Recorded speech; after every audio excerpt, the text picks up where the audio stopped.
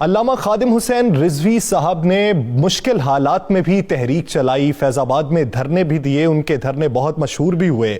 حالیہ جو دھرنا تھا، جو کچھ روز قبل دھرنا تھا، اطلاعات یہ ہیں کہ ان کی طبیعت پہلے سے ہی کافی ناساز تھی اور طبیعت کی ناسازی کے باوجود بھی وہ دھرنے میں شریک تھے۔ مستند خبریں ہیں کیا کہ ان کی طبیعت کتنے عرصے سے خراب تھی اور کون کون سی سیاسی جماعتیں ایسی ہیں جو انہیں استعمال کرنے میں ناکام رہی؟ بسم اللہ الرحمن الرحیم۔ الصلاۃ والسلام علیک یا سیدی یا رسول اللہ، الصلاۃ والسلام علیک یا سیدی یا حبیب اللہ۔ یا سر، شیخ الحدیث خادم حسین رضوی صاحب سے میرا تعلق نہ تو ایک صحافی والا تھا اور نہ ہی کسی اور معاملے میں۔ میں ان کا باقاعدہ ایک شاگرد بھی ہوں اور میرا ان سے بڑا ذاتی سا تعلق تھا اور وہ تعلق تا حیات رہے گا ان کی تعلیمات کے حوالے سے۔ خادم حسین رضوی صاحب نے تحریک شروع کی، اس تحریک کے ساتھ کتنے لوگ جڑے، چلتے گئے، آخرکار اس پاکستان کی ایک واحد وہ تحریک بن گئی جس کو کوئی سیاسی مقاصد نہیں تھے لیکن دینی مقاصد ایسے تھے کہ ان کی ایک آواز پر بڑے بڑے سیاستدانوں سے زیادہ لوگ اکٹھے ہوتے تھے، خود چل کر آتے تھے، کسی ٹرانسپورٹ کی ضرورت نہیں پڑتی تھی، اپنے پلے سے پیسہ خرچ کرتے تھے، لوگ ان کے جلسوں میں، جلوسوں میں، دھرنوں میں کھانا خود تقسیم کرتے تھے اور لوگ وہاں پر بارش، دھوپ، آندھی، طوفان کسی چیز کی پرواہ نہیں کرتے تھے۔ آخری وقت میں جب یہ دھرنے کا اعلان کیا انہوں نے 15 تاریخ کے، اور اس کے بعد پوری بھرپور طریقے سے کمپین شروع کی،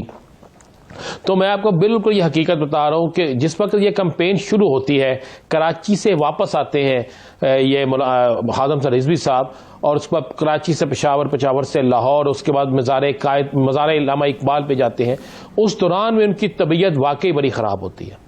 مگر وہ اپنی صحت کا 1% بھی خیال نہیں کرتے اور صبح سے لے کر شام تک لوگوں سے ملنا، لوگوں کو موبلائز کرنا، مختلف جگہوں پہ جانا، مختلف ٹیموں کو تشکیل دینا، خود تھے، ان کے بیٹے لگے رہے، ان کی فیملی لگی رہی، ان کے رفقا لگے رہے۔ اس دوران میں کئی دفعہ خادم رضوی صاحب کو کہا گیا کہ خادم رضوی صاحب آپ اپنی صحت کا خیال رکھیں، میڈیسن لے لیں، لیکن استاد، ہم انہیں استاد جی کہتے ہیں، تو استاد جی نے صرف ایک ہی بات کی تھی کہ اللہ نے جو مجھے ذمہ داری دی ہے کوشش کروں گا کہ اس ذمہ داری کو نبھا سکوں۔ اور جس وقت یہ دھرنے میں پہنچے ہیں، جس وقت یہ فیض آباد دھرنے میں پہنچے ہیں، تو اس وقت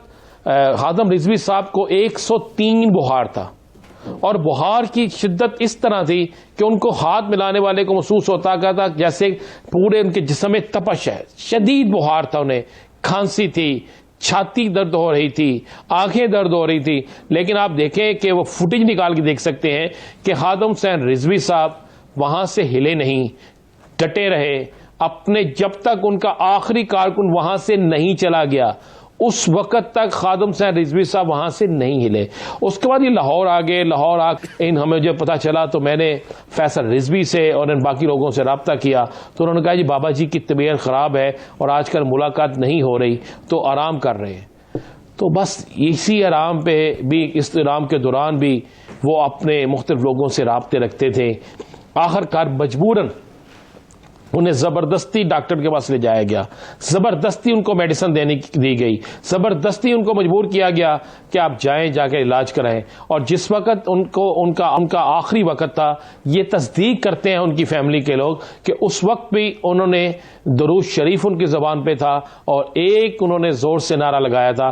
تاجدار ختم نبوت زندہ باد زندہ باد۔ تو یہ تھا۔ اب ایک بہت بڑی چیز جو جس کی طرف بہت سے لوگ جاننا چاہتے ہیں، مختلف لوگوں نے مختلف کہانیاں گڑیں ان کی زندگی میں۔ کسی نے کہا کہ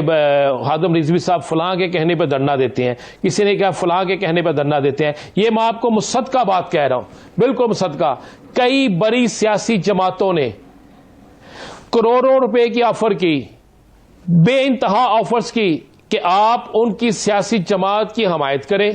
آپ ان کی سیاسی جماعت کے ایجنڈے کو آگے لے کر چلیں، آپ ان کے کہنے پہ فلاں شخص کی مخالفت کریں۔ مگر خادم حسین رضوی صاحب نے نہ صرف اس کروڑوں روپے کی آفر کو ٹھکرایا بلکہ انہیں واضح اور کلیئر جواب دیا کہ مجھے یاد ہے کہ ایک وقت انہوں نے یہاں تک کہا، میں ان کے پاس بیٹھا تھا، انہوں نے مجھے کہا کہ میں نے تو یہاں تک کہہ دیا ہے کہ اگر ایک گلی کا بچہ بھی ختم نبوت کا نعرہ لگا رہا ہوگا تو مجھے وہ حکمران سے زیادہ عزیز ہوگا, سیاسی لیڈر سے زیادہ عزیز ہوگا. مجھے کسی سے کوئی نہیں لالچ, مجھے کسی سے کوئی نہیں ہے, میں نے صرف کرنا ہے. اور 3 سیاسی جماعتوں کے انہوں نے نام لیے کہ یہ سیاسی جماعتوں کے لوگ مجھ سے ملنا چاہتے ہیں, مجھے آفرز کرتے ہیں, لیکن میں کسی صورت میں بھی کسی کا میں اگر کسی کا ایجنٹ بنتا ہوں, میں کسی کا ایجنٹ ہوں تو در مصطفیٰ صلی اللہ علیہ وآلہ وسلم کا ایجنٹ ہوں. یہ یاسر تھی. انہوں نے سیاسی جماعتوں کو بالکل مسترد کیا کہ نہیں, میں کسی کے ساتھ اس طرح نہیں کر سکتا.